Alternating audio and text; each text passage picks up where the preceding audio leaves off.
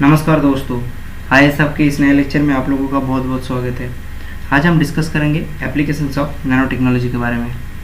पहले हम देखेंगे मेडिसिन और हेल्थ केयर फील्ड में नैनो टेक्नोलॉजी का क्या एप्लीकेशन है। नैनो टेक्नोलॉजी अभी भी लैब स्केल पर है, कॉमर्शियल स्केल पर नहीं है। नैनो टेक्नोलॉजी अपना स्पेयर ब्रॉड कर रहा है in the field of medical tools, therapeutic knowledge and drug delivery, gene therapy, ये सब फील्ड पे नैनो टेक्नोलॉजी अभी ग्रो कर रहा है। नेक्स्ट हम समझेंगे कोई एक बीमारी को डायग्नोस करने के लिए हम कैसे नैनो टेक्नोलॉजी का इस्तेमाल कर सकते हैं। तो कोई एक सूटेबल एंटीबॉडी के साथ हम मैग्नेटिक नैनो पार्टिकल को बाउंड करते हैं। उसके बाद इसका काम होता है कोई जो मॉलिक्यूल है उसको लेवल करना, और जो माइक्रो ऑर्गेनिज्म का स्ट्रक्चर है इसको लेवल करना है, ये मैग्नेटिक नैनो पार्टिकल का काम।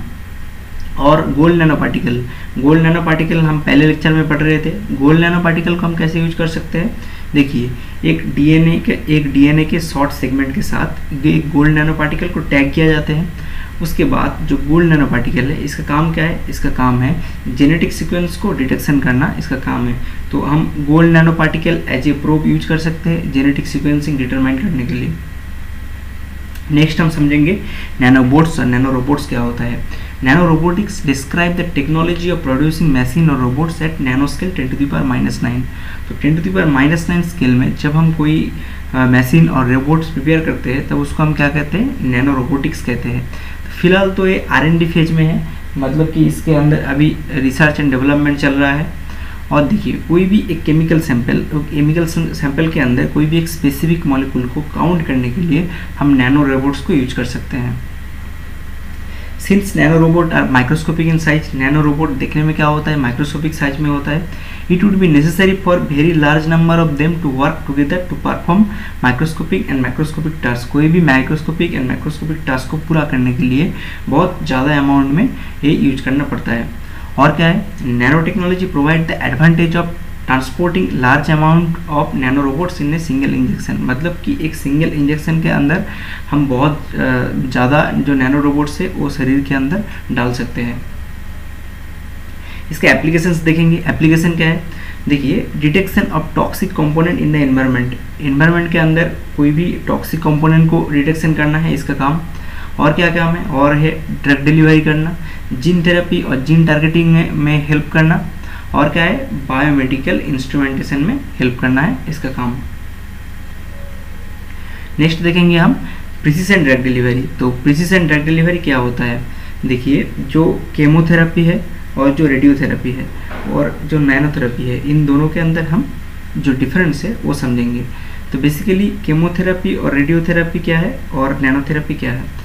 देखिए केमोथेरेपी में क्या होता है, केमोथेरेपी में जो नॉर्मल सेल है और जो इफेक्टेड सेल है दोनों ही डिस्ट्रॉय हो जाता है। बट जो नैनोथेरेपी है इसमें क्या होता है, इसमें सिर्फ जो इफेक्टेड सेल है वही सिर्फ डिस्ट्रॉय होता है और जो नॉर्मल सेल है वो इंटेक्ट रह जाता है। ठीक है, तो इस प्रोसेस को हम कैसे कैरी आउट करते हैं, इस प्रोसेस को हम कैरी आउट करने के लिए एक नैनो साइज कैरियर के साथ हम ड्रग को अटैच करते हैं। उसके बाद जो ड्रग है वो नैनो साइज कैरियर के साथ जो इफेक्टेड पोजीशन है वहाँ पे लोकलाइज्ड होता है। इफेक्टेड पोजीशन मतलब जैसे कैंसरस साइट, ट्यूमरस साइट, वहाँ पे क्या होता है, लोकेटेड होता है। उसके बाद देखिए, उसके बाद जो नैनो जो यहाँ पे जो था, यहाँ पे जो नैनो साइज कैरियर था, इसका काम क्या होगा, इसका काम होगा वो जो ड्रग है उसको रिलीज कर देना। उसके बाद ड्रग का काम है जो इफेक्टेड जो कैंसरस और ट्यूमरस सेल है उसको डिस्ट्रॉय करना। तो यहाँ पे नैनोबोट्स क्या काम करता है, देखिए कैंसरस जो सेल है, कैंसरस सेल के ऊपर एक स्पेसिफिक टाइप का प्रोटीन रहता है, तो इस प्रोटीन को डिटेक्ट करना ही नैनोबोट्स का काम है। तो हम यहाँ पे देख रहे हैं नैनोथेरेपी का यूज करके हम एक सिलेक्टिव वे में सिर्फ जो मतलब जो इफेक्टेड सेल है उसको ही सिर्फ डिस्ट्रॉय कर सकते हैं और जो नॉर्मल सेल है वो इंटेक्ट रह सकता है। ठीक है, नेक्स्ट हम पढ़ेंगे एनर्जी एप्लीकेशन में नैनो टेक्नोलॉजी का क्या रोल है। तो पहले ही हम देख रहे थे नैनो पार्टिकल का एक प्रॉपर्टी है क्योंकि नैनो पार्टिकल में क्या होता है, increase surface area by volume, surface area by volume का जो रेशियो एंड नैनो पार्टिकल में क्या होता है, ज़्यादा होता है। तो इसलिए नैनो पार्टिकल बहुत रिएक्टिव होता है।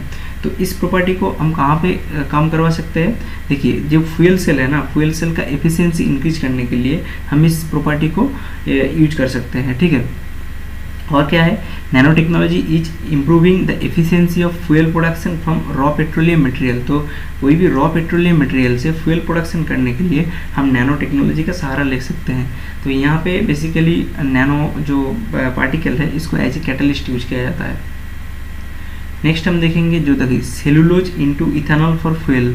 तो सेलुलोज को इथेनॉल जो कि एक बायोफ्यूल है, इसमें कन्वर्ट करने के लिए हम nano bio engineering of enzyme का सहारा ले सकते हैं।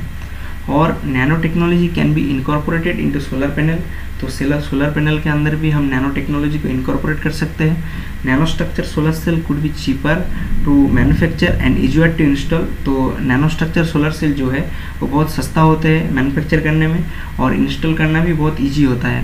Nano technology is already being used to develop many kinds of batteries that are quicker charging. तो क्विकर चार्जिंग बैटरी वगैरह ये सब प्रिपेयर करने के लिए हम नैनो टेक्नोलॉजी का यूज कर सकते हैं। ये बहुत ही एफिशिएंट है और वेट में भी लाइटर है।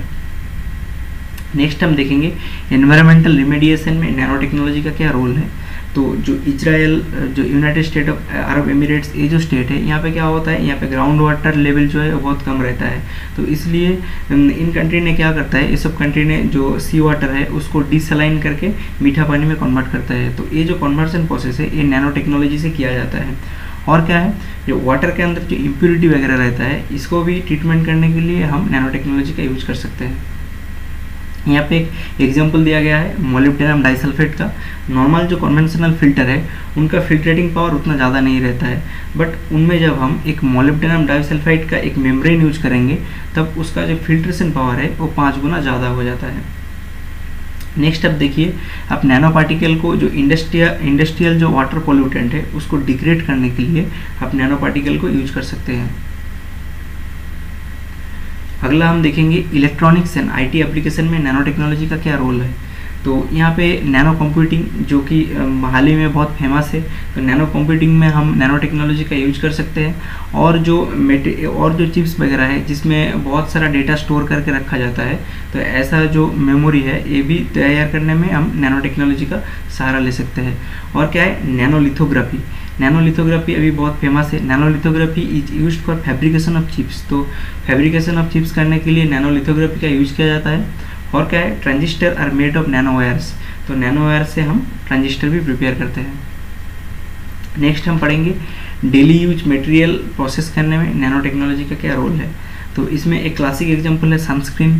तो सनस्क्रीन में क्या रहता है, टाइटेनियम डाइऑक्साइड और जिंक ऑक्साइड रहता है।